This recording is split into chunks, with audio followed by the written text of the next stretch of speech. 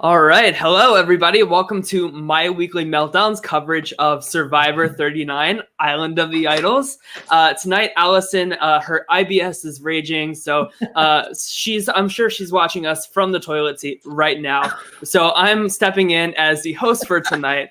But of course, as always, we have Deb with us. How are you, Deb? Fabulous. And we have the wonderful Beth with us too. Hi. So me and Beth, I feel like we've been trading spots on the show, but we've never been on to cover Survivor together. So I'm very excited to finally talk to you about what I think is a really amazing season so far. I'm really enjoying it, and I think they should call this season the Island of the Blind Sides. Yeah, I know, right? Yeah, I mean, were you guys blindsided with Lauren tonight? I did not think Jason was going home. Yeah, I didn't. Yeah, I had no idea. I thought they would go for Dan. Of all the people, when I was first thinking about the swap, I was like, okay, who's the most expendable person that would take away a number, but wouldn't necessarily be someone that would maybe take away some pressure to win things. Right. So that's where I kind of thought, versus Jason has really proven to be a good mental puzzle maker. He was the caller for the challenge. Was it last week? Yeah. With the blindfolded challenge. So I felt like he had shown some demonstrated value that maybe Dan hadn't shown yet. But yeah. I don't know.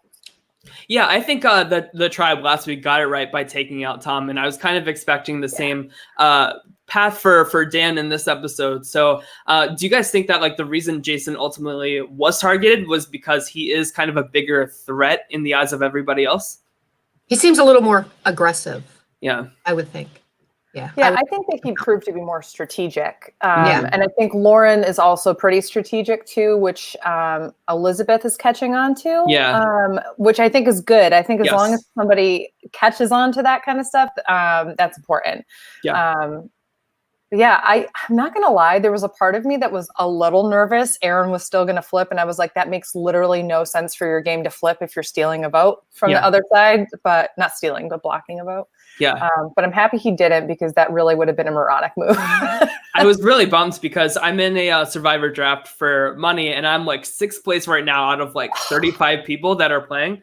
So I'm crossing my fingers. But I really put all my money on Elaine going home tonight. So I was like, tonight's her song. She's gonna go home. No. I took her her points out of my my draft altogether, because I thought sure she was gonna go home tonight, and I was led to the slaughter to believe that she was going home. But I want to say hi to everybody in the chat as well. Of course, we have Bonita, Thomas, Pokemon, Machi, Carlitos Way, and Mars. So good evening to everybody. Hello. I like how they started out the show with Nora being totally batshit crazy, trying to target Jack and Jamal. Yeah. My favorite quote was right. So delightfully also, crazy. The water this morning tastes like poop. I literally was like, all right, I just need that on a mug or something like that. That would just She's so fucking crazy. I just love it. I'm really enjoying Nora as well. I think she's excellent casting, and I am here for her crazy. But I thought it was interesting that it started off the episode. Of course, she's saying she doesn't trust Jack and Jamal, and we kind of see that in the preview for next week too. So on both tribes, we just have all these crazy dynamics and shit going on right now. And I really liked how, Nora goes to Dean and she's like, I want to flip. I want to work with you. And instead of Dean wanting to work with Crazy, he says to himself, how can I use this to my advantage? So he goes to Jamal and basically tells him that, Nora wants to flip. And I really liked that move of his. I thought that was very smart, very insightful. Dean really had no edit the first few episodes, but he's really being shown in this really kind of underdog limelight. So I think that he's here to stay for a while. Yeah, I definitely see him making the merge. And I think that he'll reveal himself as more of a threat. I think people will catch on more to his social game, which was kind of the issue with him with Chelsea. But I honestly think that people didn't really see him as a social threat. They just saw them as a couple. Yeah. But I think that they're going to see the social game aspects in addition to what clearly is a physical threat as well. Yeah, right. So of course we saw the reward challenge is back, and I was wondering, like, are we not going to have Rob and Sandra again for this episode? But then of course we saw Elaine. She chose to sit out, and Jeff says, "No, you're going to IOI." What did you guys think about that? I like how she referred herself to as a 5'2" little busted can of biscuit. I have to say, Nora and Elaine are the two people that really like can get me laughing in every single episode. And I could not wait for this moment. I've been wanting Elaine and Sandra to be in one place talking to each other. And I was just really happy that we finally got to see, because I was like, either Sandra's going to love her or she's going to hate her. And I can't wait for whatever the quips are going to come out of Sandra's mouth anyway. But I think it proved that Elaine was able to work over both Boston Rob and Elaine. But I kind of saw that coming from a mile away. I wasn't too shocked that she was going to go to IOI, and especially after the whole like early episode portion where they were talking about getting rid of Elaine, I was like, oh, she's the perfect person to go because this could stir up some stuff, and sure did. So a good episode. Yeah, and I gotta say, I have in my notes here, I said, "There's no way Rob and Sandra built that shelter, right?" Like, they're fucking staying in the fucking. They're staying Holiday Inn. They're eating Applebee's every single night. And there's like that ladder that Sandra was holding. There's no fucking way that they made that thing. They didn't make that. I literally tweeted, "Are we supposed to believe that they're like not in a hotel?" Yeah, I saw that, and I was like, "They're in a friggin' 4-star hotel." They're building Ponderosa for these contestants. First of all, they are not hungry. No.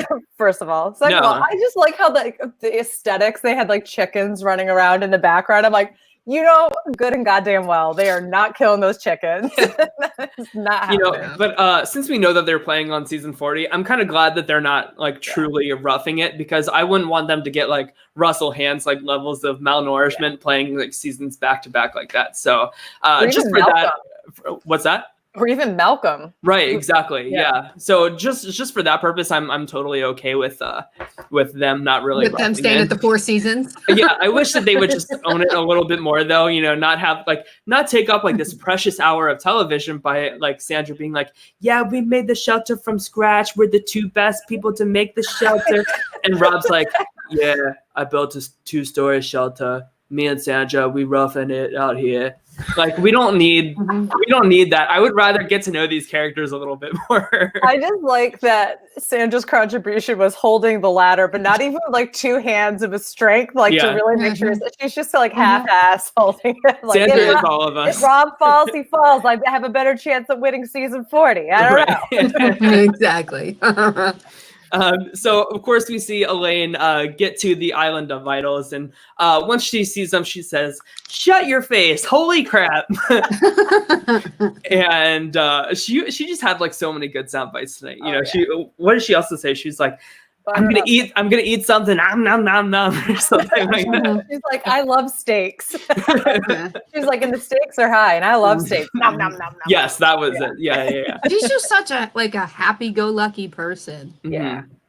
We also got to hear a little bit more about her personal story, with the fact that she came out to Survivor 3 months after her mother passed, which of course you kind of expect those things to come out of these different shows. But I do think that it kind of helps you relate a little bit more to the journeys that these contestants go on. And it's kind of hard for us to judge everything when we're sitting home, but I kind of liked being able to hear a little bit more maybe of, I don't want to say the sob story, but like more of the thing that makes her more connectable, Yeah, absolutely. But because we got all this character development, and I'm a little biased because I wanted her to go home tonight, I was saying like, oh, this is her swan song. Like, this is them like making her into like, this is like the audience connecting to her before they like take her away. I thought she was, when she I thought the same thing, and then she got the advantage, and I was like, "Oh, okay, then it's not." But then she dropped the advantage. Oh my god!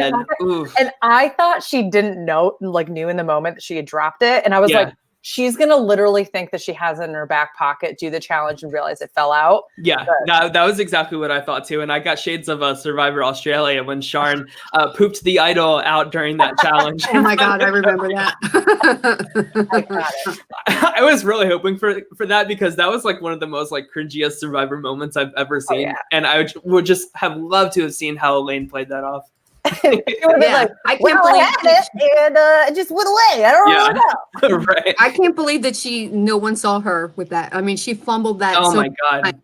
Yeah. Well, Elizabeth did a good job of blocking. She actually like went right over. I don't think that she knew that that's where it was, but Elaine literally just was like, "I'm gonna walk around," and then Elizabeth was like, "Get in here." So. Yeah, no, I thought that she did a great job, and I actually liked the move for Elaine to tell Elizabeth beforehand. You know, like I got this advantage, but I need to get it in the challenge. Can you cover me? You know, I think that really solidifies something between the two of them in a really great way because she's saying like, "Listen, I know you've been to the Island of Idols too. You know the real situation, so let's bond over this. I'm giving you this information, so it's really like an olive branch of trust, and especially when like the stakes are so high for this tribal council, you know, I feel like that trust was really a good and important thing to build. Absolutely, it's the reason why she's still there today. Yeah, absolutely. And we saw it pay dividends. You know, it was Elizabeth that was really with Elaine in every single conversation tonight where she's like, listen, I have the block the vote and going up to everybody and kind of doing Elaine's work with, you know, help pitching this idea and putting herself on the line. Aaron was really believable that he was going to vote out Elaine. I'm just saying, I know. That's why I was like, dude, it makes no sense because you can use the numbers advantage to play both sides next time. If you really want to, you can put yourself in a way better position by not flipping this week. You could flip next week if you really wanted to. Right, exactly. Well, especially because last week we had this really random conversation between Missy and Aaron where they were basically like, you know, the old tribal lines are dead and we're willing to jump ship and not go to rocks for these people. So that's what led me to believe that it was not Jason going home tonight. Oh, wow. And I don't know if you guys caught this, but like during like the whole like block the vote campaign, it showed like Elaine in a confessional, and you know how it usually says like their name and like their job. It said Elaine, and instead of her job, it said block the vote. Sometimes it'll be like half an immunity idol or like whatever the thing is. But normally I did not see that to the job. I was like, that is so funny. Like I love like when editors like have a little fun like that. Oh, totally. So shady. Yeah.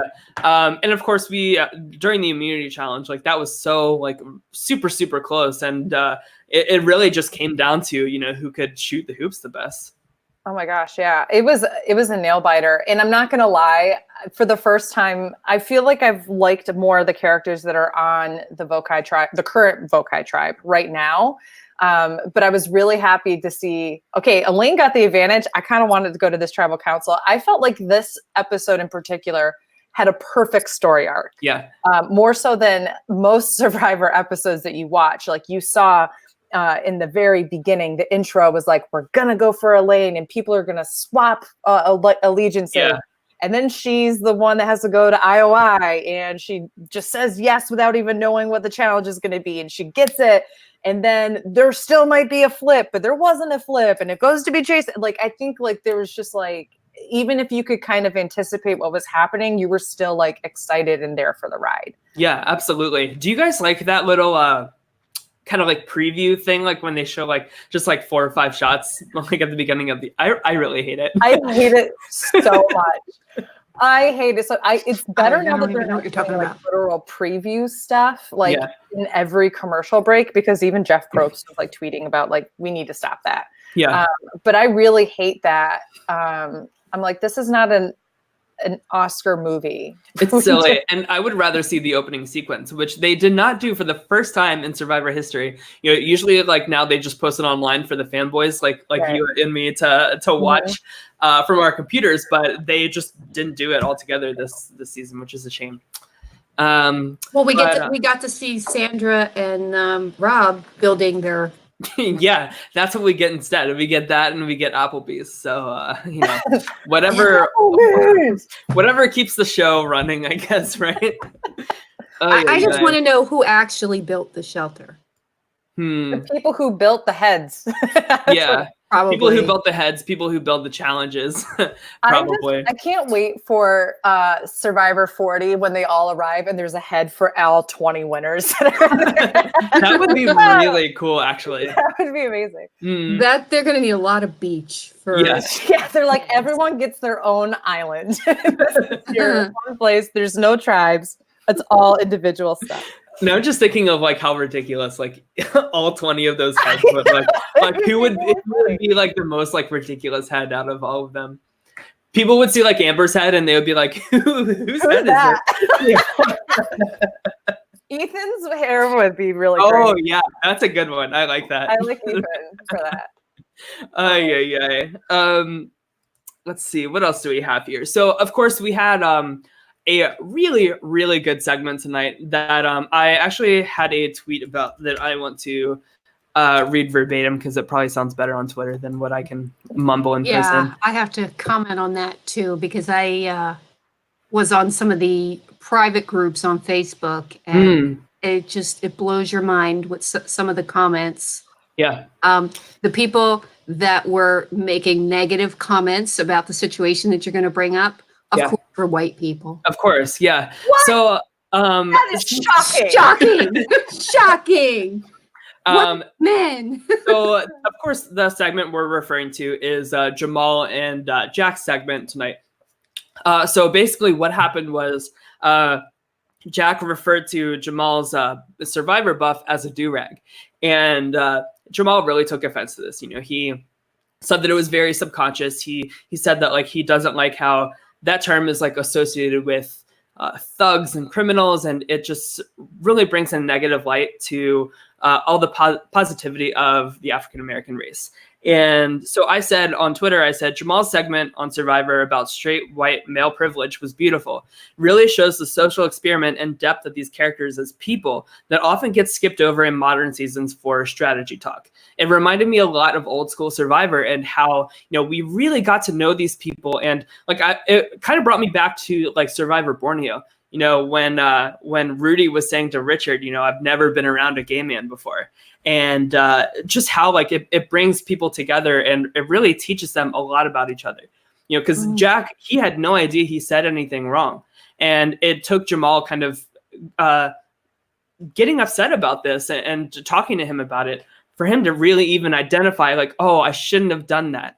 And, you know, Jamal was like, you know, white straight people have such a far way to go for them to be aware of like what they're saying and the consequences of what they say. What did you guys think about it? I thought it was definitely a really good teaching moment because a lot of white straight males have no idea how privileged they are, no clue. And, you know, I've seen it up close and personal myself, and it's just they have no clue and they need to be reminded of how privileged they are. Yeah. I really liked how there was two things I really liked about it. Besides the entirety of the conversation, I really liked how Survivor editors put it together. Which was, they showed the incident, they showed the immediate reactions from both Jamal and Jack. Yeah. In confessionals in the moment. And then they showed them kind of talking about it right then and there. And then they showed a conversation happening, what I assume was later that day in the night. Yeah. Like a resolution to it. A good resolution, a good, let's pick this back up. Let's make this a teaching moment for both of us. And so that's where I really like the editing job because they showed it as it was. They didn't try to sensationalize it. And they also... Something Big Brother never does. That's exactly what I said. Amen. So I sent a follow-up tweet that said Big Brother would have never shown this segment. And... You know, and it's a shame because we get to know these people on such a richer level, and instead we get Annalise in like a chicken costume, and that's unfortunately the kind of garbage they want to put out. But Survivor, you're right, Beth. Like they identified this as a huge teaching moment, and you know, after that first conversation they had when Jamal like really hesitantly like accepts that apology. And he's like, it's going to take a little time. Remember, like these two had like an alliance with what's her name that got voted out super early, with Molly. Yeah, like they've been really tight like since the beginning of this game. So the fact that something way deeper on a human level can bring this divide on a very like real and personal level between these two alliance members, it's really tough to see.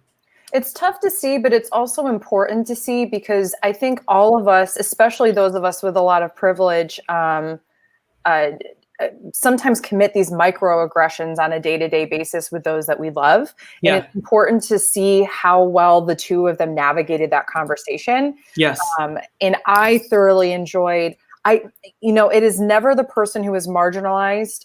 It's never their job to teach the person with privilege, but Jamal did it anyway. Yeah. He did it in a very empathetic, like, let's talk through this, like, kind of way. Let me like make this a teaching lesson for Jack, And I think it was also had no a bonding idea. experience. Absolutely. I think it was also a really deep bonding experience for both of them. Exactly. Absolutely. And it was very, and Jamal was able to say, like, hey, this is, it is easy for people who are marginalized to know what it means, like, to have power because they're oppressed by it. You know what I mean? But it is impossible for people who have never been oppressed in that way.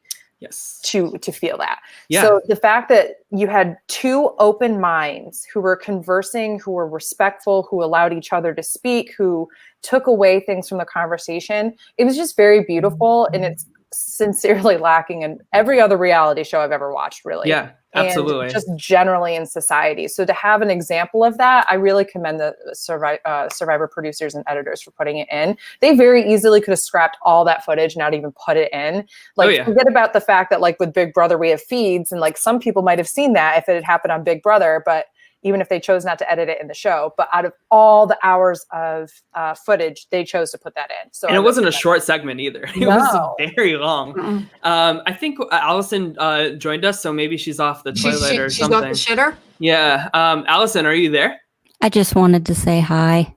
Hi. I felt like Karishma for a minute. I was here, but being ignored. Sorry. I just wanted to tell you, since you got off the shitter, the water tastes like poop. Does it? I haven't even watched the episode yet. I'm not going to interrupt anymore. I was listening while I was the first 5 minutes. I got to run to the Walgreens and get the wet wipes. I ran out. Yeah, figures. So I'm going to let y'all back to it. Doing a great job. Goodbye. Bye, Allison. I feel like the voice of God just like came on. I know. Like, said her piece about wet wipes and then left. That is how I envision God to be like, just to come and talk about wet wipes. Yeah, in a thick Southern accent like that. Exactly. That is exactly what God sounds like. And if you want to know, a sassy woman. God sounds exactly like Allison Kelly. Exactly. I'm just saying. The cross was actually a fly swatter. All right, let's not be too sacrilegious. I know my mom's watching and will probably kill me. So back to no, it's okay. It's my fault. So come on, Tyler. You know your mom knows that God is a woman. I would hope, but Ariana told us. Yeah. So of course we see after the immunity challenge, Elaine, of course, she does her whole block the vote campaign, and ultimately, this doesn't come to fruition, but I really liked that we saw from Jack's perspective, or not Jack, Aaron's perspective. This is a way to gain trust with the others by throwing Elaine under the bus. I feel like we, just from a storytelling perspective, really checked in with Aaron a lot in this episode, and it in my opinion, it bodes well for his chances to come in the future. I agree, but I'm also very nervous because are they going to be able to trust him now moving forward since he didn't vote with them? And I think that they're not going to have a choice as much as they want to have. They might have to take, if the theme of the episode is taking risks, like they might have to take those risks. But I do think that if he can navigate it as be like, I legitimately was going to vote with you guys, and then she pulled out that block of vote, and here's the numbers reasons why it didn't work for my specific game. Mm-hmm. But know that I'm willing to make a move with you guys now, or whatever the case might be. Like, he can use that to his advantage, and I don't doubt his ability to do so, but he has to play it correctly. Beth, how much do you follow Edgic at all? Do you know like what Edgic is and everything? No. Okay. What's going on with Edgic? Do tell us. Yeah. So of course, Edgic is kind of how I won't snooze everybody because I know Allison always falls asleep when I talk about this. But Edgic, real quick, is basically just people being able to like code like people's edits, and how basically by the merge episode they have with 80% accuracy who the winner of the season is going to be. Oh, wow. So we already have a couple contenders, but just from like before I say like who the top contenders are, I thought I really like Missy, and I like her as a player in this game. I like her as a person. But I think it was really bad editing wise that we didn't check in with her perspective on pretty much anything regarding this Elaine vote. Yeah.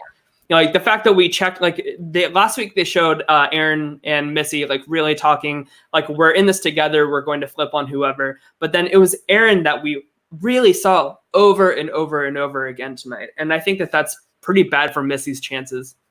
Yeah, I agree. I think that besides the editing, the confessional perspective, not being able to check in with her, she unfortunately, if we're going to talk about identities and such tonight, she is always going to have an uphill battle being a Black woman who has an assertive gameplay. And I think that that's something we have to recognize as well. She's been overtly playing this game, and it's no secret. And I think that people in her alliance will see that. And if there's any kind of flipping that she does, even if Aaron does it with her, she'll take the fall before him. That's kind of how I see it. Yeah. So I see her making the merge. I see her potentially getting all the way to like a 6th place kind of thing. But I think that she'll be someone that they'll see as a threat before the final 5 and try to get rid of her. So that's because I think that her game is so she's got such a great strategic mind, and she's obviously a good physical player. But that's my worry for her. But I really like her. Yeah. So I think like at best, like her trajectory could be like Sydney from Survivor Co. Wrong. Yeah. You know, like really being this like great player, but going out in a fire making challenge, or like some kind of like really damn, she got so close kind of way. Yeah. So let me pull up the Edgic chart up to episode 5 so far. So all of this coding is really fancy in terms of like the CP means complex person, the blue means like a positive edit, red means like a negative edit, and like the orange under the radar, that just means that like they really weren't shown too much. So the people that really have interesting edits so far, and people are pretty aligned on this, are Kelly and Tommy. And also some Missy in there, but I don't think that it really helped her at all tonight. And a lot of people thought that Jason was in the contenders. So down there at the bottom are like what Edgic is thinking like could be the winners ranked from like 1 through 5. So of course we see Tommy is like the top contender like every episode, and I think it's interesting that they really zoomed in on his like angry face at Tribal tonight. So I'm really curious what's going to happen. Daggers at Aaron. Damn. If looks could kill. And then of course we see Callie pretty up there as well. And then of course we saw Jason making a run for it after episode 5. So it's interesting that he was the one to go tonight, because I was not predicting that. And of course I want to bring up the bracket that we did beforehand, because Jason was my number 2 pick. So I am down to Jack, Elizabeth, and Lauren, and I'm no longer liking my chances for me to pull out the win for this draft, unfortunately. Yeah, I don't see it happening. No. I thought it was really, I kind of liked Lauren before this episode, but it really showed her being like way too emotional. And then of course we see in the preview for next week, you know, she's like really losing her shit on like everybody. She's like literally saying to Missy in front of everybody, like, how can I trust you after this? And really making a big deal out of it. Yeah, you don't make a big deal out of it after you just got screwed over. You just keep your mouth shut, keep your head down, and make a new plan. Yeah. What you do is honestly, good strategic players who are in tune with how they process their emotions, which by the way, in reality television is a dime a dozen at this point. Are there, if what you do is you channel that into making them feel guilty. Yeah. Not being in their face, not being, like crazy and aggressive. You play a more passive, assertive game at that point. Yeah. Mm-hmm. Which is what I think we're going to see Tommy doing next week based on the preview.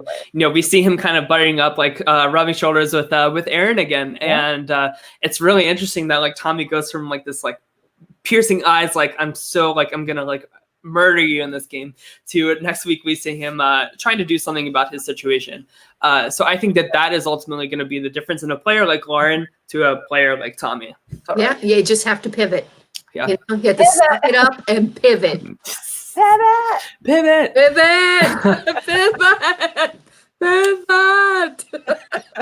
Thomas the Talker says, do you think merge is 13 this season also? I don't see any reason why it wouldn't be, unless we have like a medevac or something that would make it 11 or so. I don't know. So Pokemon says, Jason leaving makes me feel like Nora is not long for the game. I actually think that Nora is, I think she's going to make it far. I think she's being shown in a really positive light. I hope so. She's so fucking crazy. Like they could easily make her into like the crazy that like everybody is like so sick and tired of. But instead, right, exactly. That is a really good comparison, Beth. Yeah. But instead, we're really seeing Nora in this kind of like really positive light. Yeah. So I'm excited to see where she goes, and who's gonna get that GOAT spot in Final 3? Is it gonna be Nora or Karishma? That's a big question. Well, yeah. Here's the thing: if people bring her to the merge, who's gonna waste a vote getting rid of Karishma? Right. Exactly. So you either get her out beforehand, or you say, Karishma, will you vote with me until all the way to Final 3? Thank you. I would not vote out Karishma. No, absolutely not. Pokemon says, how far do you see Dean going? I see him making the family visit. I think that he's really in it deep for this game now. And that is okay with me because he looks so good. You didn't get a lot of camera time tonight, though. That's fine. I know. I feel very good.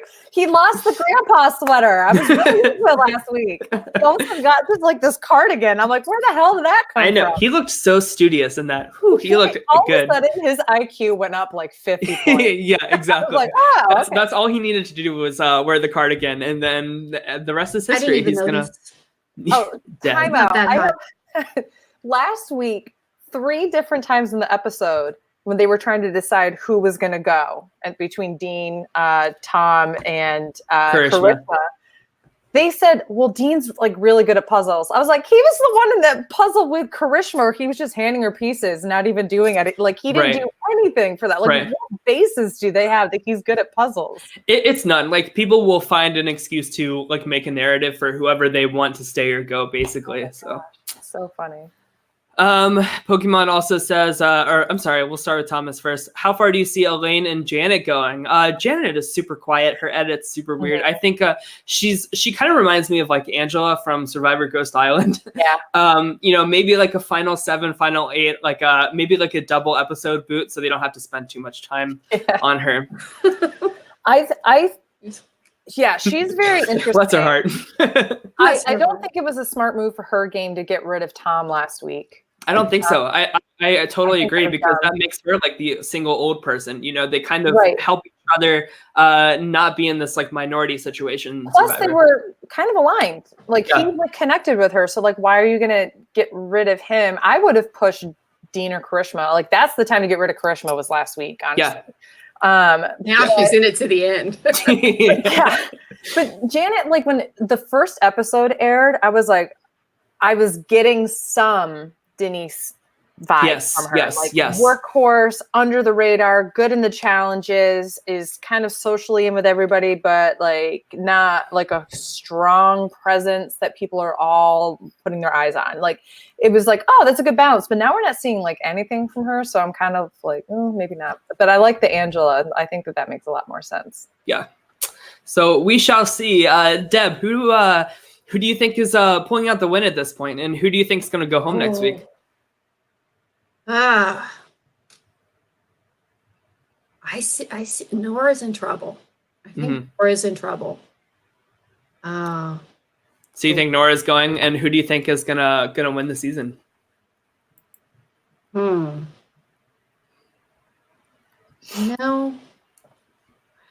I really like Kelly. Kelly? Okay. I like Kelly. Yeah, I that's actually who I think is gonna win at this point too, is Kelly. I think Tommy's edit is a little too perfect. I think I don't see him winning, and it's time for a woman to win the season. Yeah, and I think Kelly is keeping her head down and playing smart and playing quiet under the radar. Yeah, and I also Jeff has made a lot of comments about the women being really strong in this season, so it wouldn't shock me if we ended up with like a final 3 of all women again. That's very true. Yeah, not like when I say again, it's been a while. But, like I wouldn't be shocked if Nora and Karishma make it all the way to the end for no reasons or whatever like that. But I see Kelly's probably my number 1 pick as well right now. Jason was my number 2 pick until this episode. I'm intrigued by Jack and Jamal. I kind of want to see how they navigate post-merge. Yeah. And I finally thought, this is a complete side note, but I finally thought of it tonight. I was like, who does Jack remind me of? And he reminds me of the brothers from San Juan del Sur, Alec and Drew. And the Christie brothers. Yeah. Does he not look like that? He does. He's that very typical like surfer dude archetype. Yeah, I was like the crunchy like surfer guy. I was like, oh my God, though he really looks like, especially Alec. I was like, he could have been their brother. I don't know. Yeah. I could see Aaron leaving next week. Now that he's like down in the numbers, or maybe Missy. Maybe they want to keep Aaron and maybe take Missy out. Or I could see Elizabeth going next week too. Yeah, I'm also interested to see how far Elaine goes. Yeah. Because she's also getting some really positive, like this week obviously was a different story, but like she's gotten pretty positive coverage throughout the entirety of the season. Yeah. I could see her going like at least a few votes into the merge. Yeah. But she's also, I think a lot of the players recognize how good socially she is. Mm-hmm. Yeah. And know what a threat that is. Yep. Yeah. And I think it's already been mentioned. Yeah. Because she is so likable. And that Missy and Aaron were already willing to flip on her. I don't think Elizabeth will yet. But I think Elizabeth will if Missy, Aaron, and then they come together with all the other girls. I think that could happen. But Pokemon says Helena's our fan fave of the season. I agree with that. She's her and Nora are such a joy to our screens, and I'm glad that they are in our lives. And I hope I get to meet them someday. Agreed. Do you guys have any last thoughts before we wrap up? No. This was a good episode. I really enjoyed it. God, it really was old school Survivor to me in the best way possible. I'm really liking these characters, and I see a lot of people like down on this season for some reason, and I think it's really just because like everybody is so hyped for season 40. But don't sleep on 39. 39 days, 39 seasons, 1 Survivor. So, and I think this episode was a really good spotlight for Elaine and her game. I really enjoyed it. Let's earn that underdog slot for sure. Yeah. Yeah. You could also tell that this was a good tribal because Boss and Rob and Sandra were like on the edge of their seat. Yeah. Like, oh my gosh, what's happening? And they had no idea. And they were really into it. So that's how you know that, like to Tyler's point, that it was like an old school Survivor season. Yes. Because seriously, like none of us knew who was going to go. I actually really like the editing said each person of the former Lyro tribe said somebody different. And then we didn't really know at all. Like sometimes they kind of beat it over the head and we're like, okay, so it's between these 2 people. And rarely we're shocked with a third person or something. But this was really nice. I'm like, it really could be any of them. I don't know who they're going to go with. Do you guys think that Elaine, if she put the block the vote on somebody else, do you think they would have been the person voted out? I don't know. I don't know. It's funny because that was one of Elaine's 2 targets. They didn't go with Missy or Elizabeth's target. So I don't know. There was a part of me that kind of wanted her to go big or go home, go Tommy. But I don't know if Aaron would have voted with them if she had done Tommy. Yeah. Like if they would have voted for Tommy. So I think it ended up being kind of a safe move, Yeah. but a good and effective. I'd say safe move. It was a blindside. It was a great blindside. Yeah. It was All amazing. right. Well, you guys can follow me on Twitter at TLions down there. Beth, where can we find you? You can find me on Twitter, Instagram, and Twitch at Augusta Ooh, Wind Twitch. 11. Yeah. I like it. Love Ooh. playing video games on Twitch. So What please video games do you follow play me. on Twitch? I mostly play a game called Dead by Daylight. Okay. It's an asymmetrical game where one person plays as a killer and 4 people play as survivor, and you try to survive a trial, basically. Interesting. So it's a round-based game, so you play in different rounds. And such. Yeah. I love watching Twitch streamers, so I'll have to check it Well, out. I'll have to come by sometime. We'd love to Yeah, have you. yeah, definitely. And Deb, where can we find you? Right here. You can find her at Deborah G on TVCo and My Next Life Debbie on the Twitter. And of course, Joseph says Allison is at Summers 1977. Oops, didn't mean to click on that. And yes, Sequester premieres Sunday at 8. We are so excited to be covering that as well. Me and Allison, and I think you guys are coming on too. I'm not sure like what exactly the schedule is for that, but I know we'll be doing our shows on Monday nights, and we'll also be interviewing each of the people voted out. So stay tuned for coverage of that as well. And if you're only a Survivor fan, we will definitely see you next Wednesday to continue all the crazy good shit that is this season. So, And if you're not a Sequester fan, become one because it's amazing. Also, download the Let's Pick app because they're doing weekly contests on that app throughout Sequester season. There's a free contest every week, and there's also one where you can spend, I think it's $5. $5, yeah. $5. A week. But you can win $1,000. That grand is as good as my student loans. Yes. You're all over that. I'm all over it. Allison also asked me to plug the My Weekly Meltdown Instagram page. I don't know what the handle is off the top of my head, but I'm sure if you search My Weekly Meltdown, you'll see that fly swatter, the first result. So be sure to follow us there. Allison's really been plugging that a lot lately. So definitely give us a follow there. Oh, and by the way, I just signed up to participate in next year's reality rally. Oh, cool. I will be raising funds for Michelle's Place very shortly, as soon as that's up and running. Cool. So very cool. everybody get their wallets out. Yeah. All right, guys. Well, we will see you guys next week. And thanks for tuning in. Bye, guys. Bye. Deuces. Deuces.